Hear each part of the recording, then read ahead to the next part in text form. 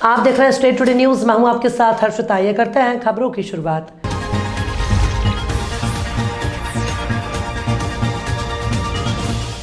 आज दिनांक को कस्बा गौहरगंज में हिंदू नववर्ष और नवरात्रि के प्रथम प्रारंभ शुभ अवसर पर कस्बा गौहरगंज के शिव मंदिर से पथ संचलन निकाला गया, जिसमें स्वयंसेवकों ने बढ़ चढ़कर भाग लिया। प्रचारक श्रवण जी के नेतृत्व में कस्बा और आसपास से आए हुए स्वयंसेवकों द्वारा चैत्र शुक्ल प्रतिपदा और हिंदू नववर्ष प्रारंभ के उपलक्ष्य में कस्बे के विभिन्न मार्गों से पथ संचलन बैंड धुन पर और गीतों की मधुर धुन पर निकाला गया, जो कि कस्बा गौहरगंज, ग्राम अमोदा, ग्राम नयापुरा, सोडलपुर में भ्रमण करते हुए शिव मंदिर पर समाप्त हुआ। इस अवसर पर प्रमुख रूप से कछुआ के विनोद मैथिल, विनीत गौर, दिलीप गौर इत्यादि और कृष्ण गोपाल जी पाठक और पधारे हुए सभी स्वयंसेवकों ने बढ़ चढ़कर भाग लिया। कस्बा गौहरगंज में पथ संचलन के दौरान कस्बे में गंगा जमुनी तहजीब देखने को मिली, जिसमें कि पथ संचलन के दौरान कस्बा गौहरगंज के सरपंच गुड्डू भाई नयापुरा, सोडलपुर के सरपंच गयासुद्दीन, ग्राम अमोदा के सरपंच हरिगोविंद और सभी ग्रामवासियों के द्वारा कस्बे के सभी मार्गों पर पथ संचलन के दौरान स्वयंसेवकों का पुष्प वर्षा कर भव्य स्वागत किया गया। महाकाल के पूजन के दौरान शान बाबा महाकाल की भक्ति में लीन नजर आए, जहां उन्होंने मंदिर परिसर में ही कपूर गौरम करुणावतारम मंत्र गाकर भी सुनाया। बाबा महाकाल के दर्शन करने के बाद शान ने मीडिया से कहा कि पहली बार बाबा महाकाल की नगरी उज्जैन आया हूं। मन में बाबा महाकाल के दर्शन की अभिलाषा थी, जो कि इस भव्य और दिव्य भस्म आरती में पूरी हो गई। शान ने कहा कि बाबा महाकाल के दर्शन से खुश हूँ। भस्म आरती में भगवान के जो दर्शन हुए उससे एक अलग ही अनुकंपा और अनुभव की प्राप्ति हुई है, जिसमें मैं अपने शब्दों में बयान नहीं कर सकता। शान ने सभी के अच्छे स्वास्थ्य की कामना बाबा महाकाल से की। और ये बिल्कुल ये पहली बार मैं उज्जैन आया हूँ, पहली बार महाकालेश्वर मंदिर आया हूँ और अलग ही अनुभव था, बहुत ही अद्भुत फीलिंग थी और सब कुछ आंखों के सामने किस तरह से सारा सेवा सारा सब कुछ हुआ, दर्शन हुआ, बहुत ही अलग एक फीलिंग लेकर जा रहा हूँ। मैं कुछ बोल नहीं पा रहा हूँ, लेकिन बहुत ही खुशी महसूस कर रहा हूँ। सर क्या मांगा आपने सर बाबा से?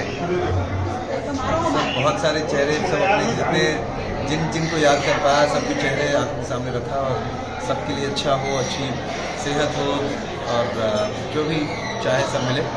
मैंने यही मांगा कि बस अच्छा उन्हीं से मांगा, उन्हीं बताया। कौन सी सर आपकी फिल्म आनी, कौन सा नया आपका सॉन्ग रिलीज होने वाला है सर, उसके बारे में मुझे बताएं। गाने तो हो रहे हैं, जब आएंगे पता चलेगा। जय श्री महाकाल। जय श्री महाकाल। जय श्री महाकाल। मध्य प्रदेश के शिवराज मामा जी को भी पत्रकारों के लिए प्रोटेक्शन एक्ट लागू करना चाहिए। छत्तीसगढ़ सरकार ने मीडिया कर्मी प्रोटेक्शन एक्ट पारित कर छत्तीसगढ़ राज्य के सभी पत्रकारों का दिल जीता है। ऐसे ही मध्य प्रदेश सरकार को भी मीडिया कर्मी के लिए प्रोटेक्शन एक्ट लागू करना चाहिए, क्योंकि पत्रकार अपनी जान जोखिम में डालकर भ्रष्टाचार के खिलाफ और माफियाओं के खिलाफ आवाज उठाते हैं। कहीं ना कहीं उनके ऊपर खतरा भी मंडरा जाता है और पत्रकारों के साथ घटनाएं दुर्घटनाएं हो जाती हैं। ऐसे में मध्य प्रदेश सरकार को भी पत्रकारों के लिए प्रोटेक्शन एक्ट लागू कर देना चाहिए, जैसे छत्तीसगढ़ सरकार ने पारित किया है।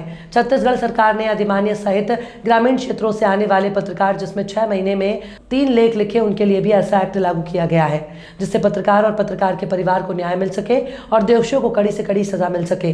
क्या कुछ कहा छत्तीसगढ़ सरकार ने, देखिए ये खास रिपोर्ट।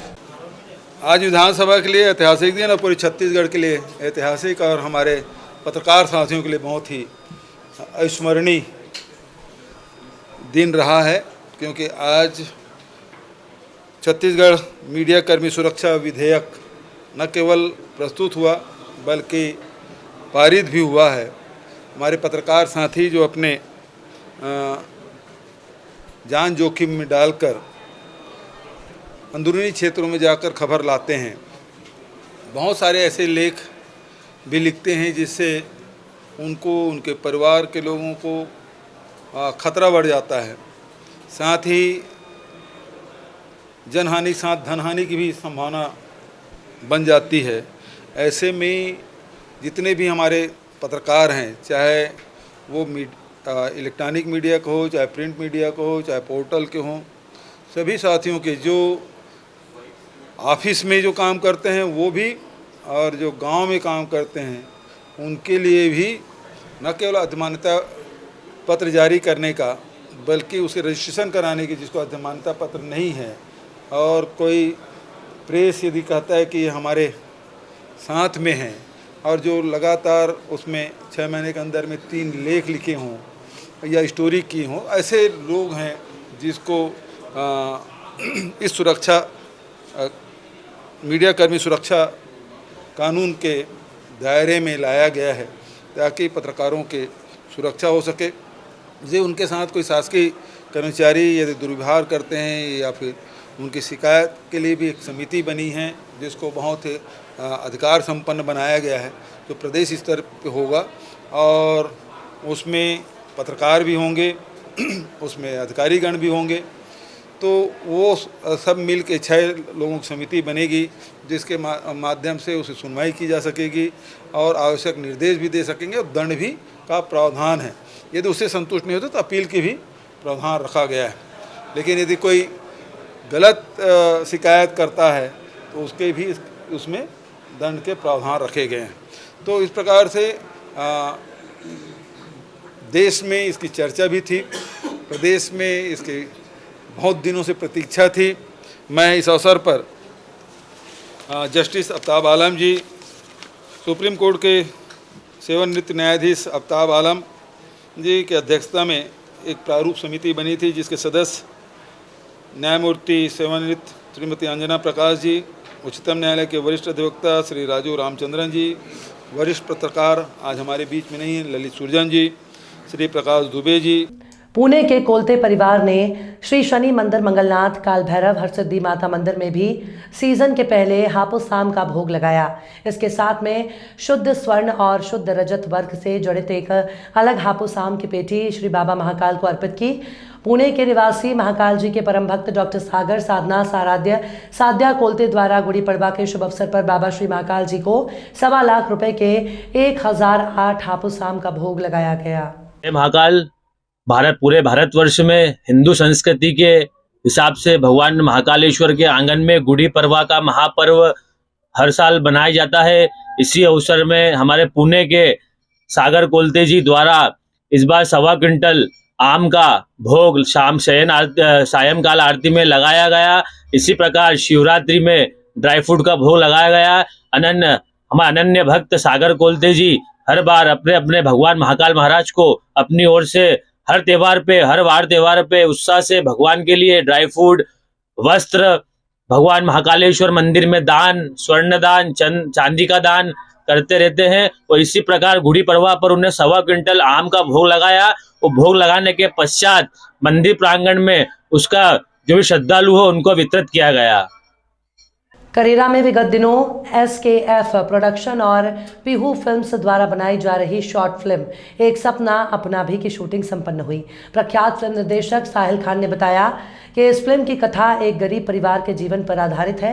इस परिवार की एक बच्ची अपना सपना पूरा करने के लिए कठिन संघर्ष करती है और सरकार की विभिन्न योजना के माध्यम से अपना सपना पूरा करती है। शॉर्ट फिल्म एक सपना अपना भी के निर्देशक साहिल खान, छायाकर मयंक द्विवेदी, सह निर्देशक मनोज प्रजापति, कलाकार गीता सिसोदिया, रिया यादव, रजनी सिकरवार, प्रमोद पुरोहित, काव्या शर्मा, नव्या शर्मा, सोनम सोलंकी, मुन्ना यादव, SKF प्रोडक्शन और पीहू फिल्म्स द्वारा टीवी सीरियल CCI अनेक शॉर्ट फिल्में एल्बमों का निर्माण किया और कर रही हैं। इनका प्रसारण दूरदर्शन OTT प्लेटफॉर्म पर हो रहा है। साथ ही देश भर में आयोजित फिल्म समारोह में भी प्रदर्शित होती रहती हैं और अवार्ड मिले हैं। जबलपुर में बढ़ते अपराध, बिगड़ती कानून व्यवस्था और पुलिस की लचर कार्यप्रणाली के विरोध में पुलिस अधीक्षक जबलपुर को हटाने की मांग को लेकर NSUI द्वारा प्रदेश महासचिव सागर शुक्ला के नेतृत्व में पुलिस महानिरीक्षक कार्यालय का घेराव किया गया। बड़ी संख्या में सिविल लाइन में जमा हुए कार्यकर्ताओं को पुलिस ने खदेड़ते हुए गिरफ्तार किया। इस दौरान काफी गहमागहमी की स्थिति बनी रही। इस अवसर पर सागर शुक्ला, अदनान अंसारी, अभिषेक सेठी, शफी खान, एजाज अंसारी सहित सैकड़ों की तादाद में कार्यकर्ता उपस्थित थे।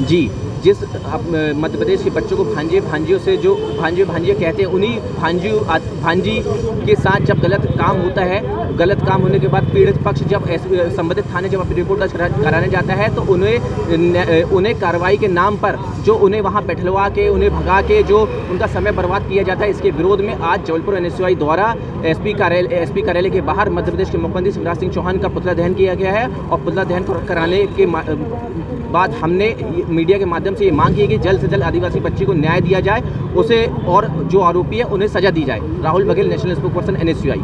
खबरों में फिलहाल इतना ही। और भी खबरों के अपडेट्स के लिए आप देखते रहिए स्टेट टुडे न्यूज़।